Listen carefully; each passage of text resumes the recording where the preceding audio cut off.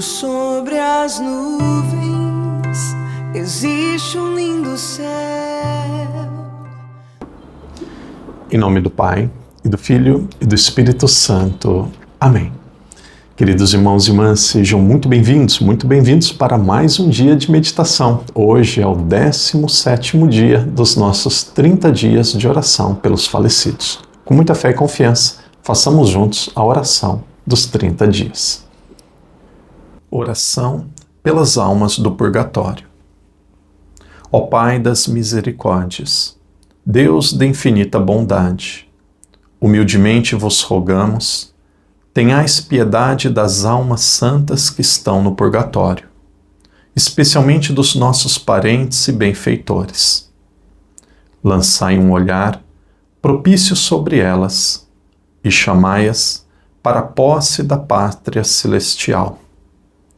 Lembrai-vos que elas são obras de vossas mãos e o preço do sangue preciosíssimo do vosso divino Filho Jesus. Dignai-vos, pois, usar com elas a vossa infinita misericórdia. Ouvi, Senhor, o pedido que vos fazemos com toda confiança, em vista dos merecimentos da paixão e da morte de Jesus. E fazei que elas fiquem consoladas, indo gozar, sem demora, aquela glória imortal que tendes preparado para os vossos eleitos. Misericordioso Jesus, tende compaixão das almas do purgatório. Dai-lhe, Senhor, o eterno descanso. E entre os resplendores da luz perpétua, fazei que descansem em paz. Pai nosso que estais no céu, santificado seja o vosso nome, venha a nós o vosso reino. Seja feita a vossa vontade, assim na terra como no céu. O pão nosso de cada dia nos dai hoje. Perdoai-nos as nossas ofensas, assim como nós perdoamos a quem nos tem ofendido. E não nos deixeis cair em tentação, mas livrai-nos do mal. Amém. Ave Maria, cheia de graça, o Senhor é convosco. Bendita sois vós entre as mulheres, e bendito é o fruto do vosso ventre, Jesus. Santa Maria, Mãe de Deus, rogai por nós, pecadores, agora e na hora de nossa morte. Amém. Glória ao Pai, ao Filho e ao Espírito Santo, como era no princípio, agora e sempre. Amém. Agora em silêncio apresente a Deus as almas, as pessoas já falecidas que você deseja rezar.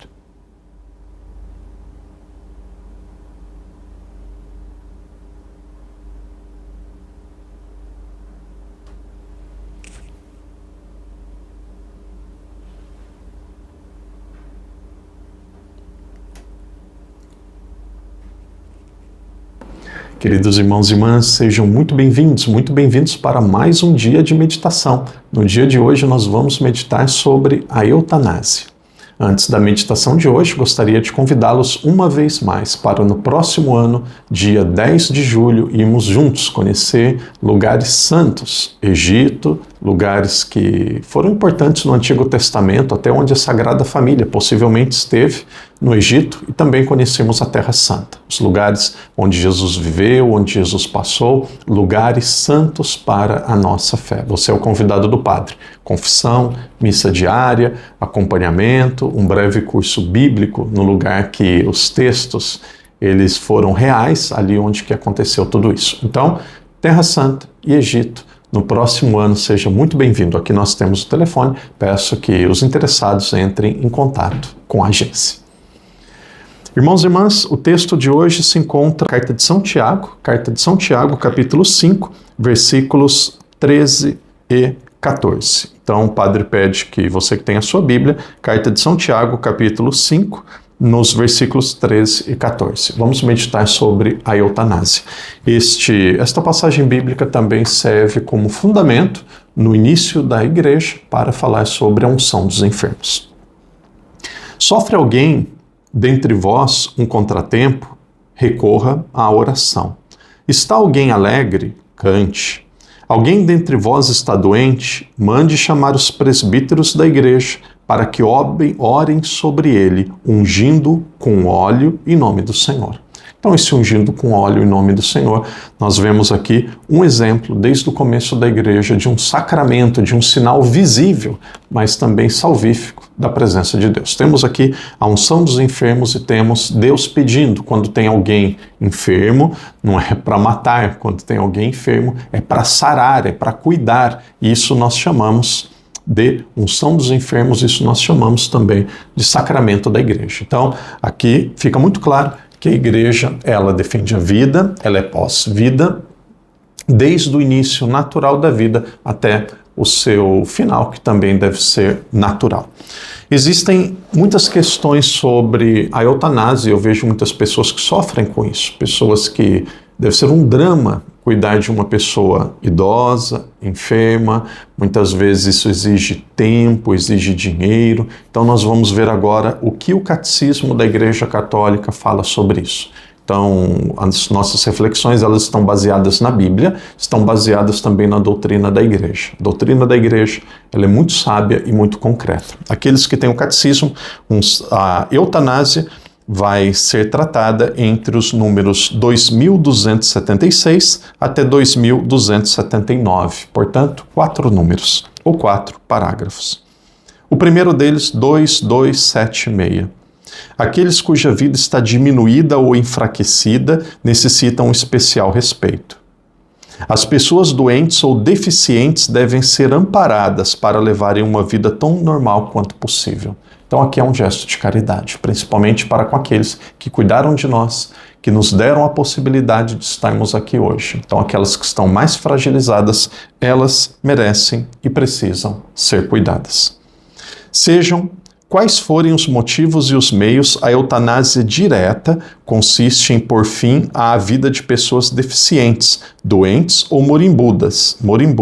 Esta é moralmente inadmissível. O que é a eutanásia direta? É quando uma pessoa ela ainda tem condição de viver, ela ainda está com condições razoáveis de se recuperar, e aí você acaba tirando a vida da pessoa. Então, existem casos onde pede para alguém tomar uma injeção, tomar um medicamento. Normalmente, o argumento é sempre o mesmo. Olha, queremos evitar o sofrimento da pessoa, mas Deus, ele é o autor da vida, ele também é o autor do momento exato que deve terminar a vida. Então, a eutanásia aqui, diretamente, ela não é um meio lícito e correto. Daqui a pouco a gente vai ver o que significa forma indireta. Assim, uma unção ou uma omissão que em si ou na intenção gera morte a fim de suprimir a dor consiste em um assassinato, gravemente contrário à dignidade da pessoa e ao seu respeito pelo Deus vivo, seu Criador.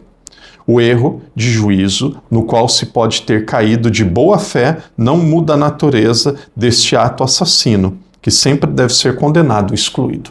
Olha, a intenção pode ser boa, aliviar o sofrimento, a intenção pode ser boa, poupar a pessoa de mais dor, talvez dê mais tempo para a família, mas isso não deixa de dar o nome àquele ato, o nome merecido, o nome que é assassinato. Então, aqui a igreja é muito clara no seu pensamento. Próximo número, 2278, a interrupção de procedimentos médicos onerosos, perigosos, extraordinários ou desproporcionais aos resultados esperados pode ser legítima. O padre já volta aqui. E a rejeição da obstinação terapêutica. Não se quer dessa maneira provocar a morte. Aceita-se não poder impedi-la. As decisões devem ser tomadas pelo paciente, se tiver a competência e a capacidade para isso. Ao contrário, pelo que tem direitos legais, respeitando sempre a vontade razoável e os interesses legítimos do paciente. Então aqui imagine uma pessoa que está enferma há muito tempo no sistema público de saúde. E aí aquela pessoa está sendo mantida por aparelhos. Olha, imagina, a pessoa já está vegetando, sem capacidade razoáveis de se recuperar. E aí outra pessoa que precisa de tratamento, que está numa situação onde ela tem totais possibilidades de se recuperar. Então não é justo que aquela pessoa, padre, onde que entra a fé? A igreja, claro que ela tem fé, mas ela está falando em tratamentos onerosos, perigosos, extraordinários e desproporcionais aos resultados esperados. Então aqui entra algo chamado bom senso. Esse ponto aqui é muito difícil, vai dar muita controvérsia, porque de certa forma ele é meio subjetivo. Então uma pessoa que está há muito tempo vegetando, uma pessoa que a condição dela se recuperar é praticamente inexistente. Aqui não é questão de matar a pessoa. Você pode permitir que meios naturais eles passem a acontecer e depois a vontade de Deus aconteça. Ou seja, você pode entrar em reflexão com a família e também com os médicos e dizer assim, nós não queremos tirar a vida dessa pessoa, mas nós vamos confiar na providência de Deus. Se for para ela viver, ela vai viver, mas se não for essa vontade de Deus, nós a confiamos nas mãos de Deus. E aí você, até em casos, a família às vezes não tem mais dinheiro para aquele tratamento. Então aqui deve ser feito um discernimento, especialmente com um padre que tem conhecimento na causa para ver se está sendo desproporcional e se aquele tratamento é possível de ser continuado ou não. Então você não vai matar a pessoa, você vai apenas deixar de oferecer os meios que são muitas vezes artificiais para que ela continue vivendo. E aí, se for a vontade de Deus, ele vai realizar uma cura. Então esse ponto aqui é polêmico, se for preciso nós vamos voltar em outro momento. Então aqui é preciso uma justa consciência sobre a situação.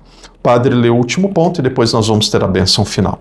Mesmo quando a morte é considerada iminente, os cuidados comumente devidos a uma pessoa doente não podem ser legitimamente interrompidos. O emprego de analgésicos para aliviar o sofrimento do moribundo, ainda que com o risco de abreviar seus dias, não pode ser moralmente conforme a dignidade humana, se a morte não é desejada, nem como fim, nem como meio, mas somente prevista e tolerada como inevitável. Os cuidados paliativos constituem uma forma privilegiada de caridade desinteressada. Por essa razão, devem ser encorajados.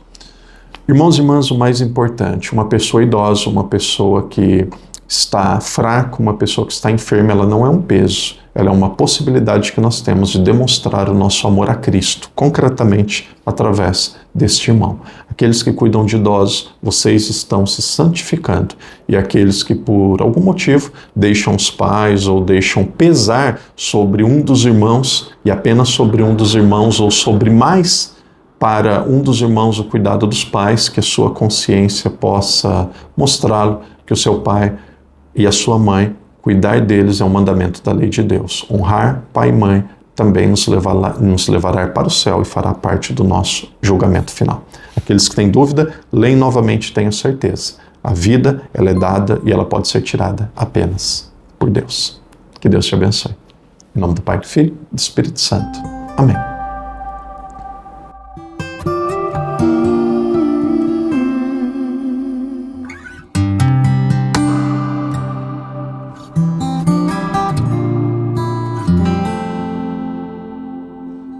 Sobre as nuvens existe um lindo céu, maravilhoso céu, morada dos anjos. Sobre as nuvens existe um trono cujo rei está sentado à direita de Deus. Céu, lindo céu, é o lugar onde eu quero viver para sempre.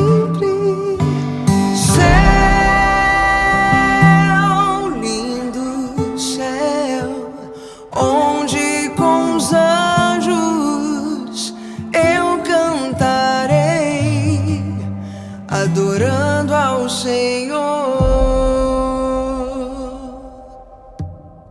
Pouco sobre as nuvens existe lindo céu, maravilhoso céu, morada dos anjos. Pouco sobre as nuvens existe trono, cujo rei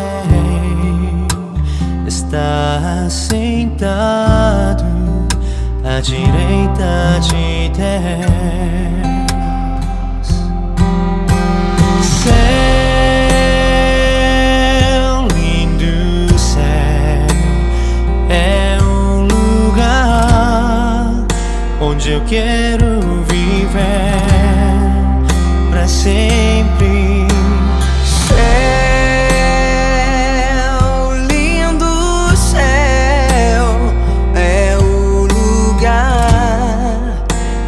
Deus preparou pra mim. Céu, lindo céu, onde com os anjos eu cantarei, adorando ao Senhor.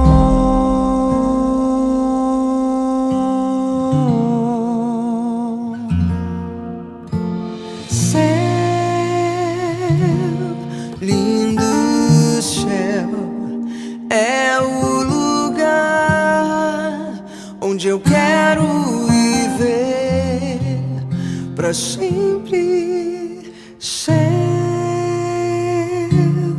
lindo céu, onde com os anjos eu cantarei, adorando ao Senhor.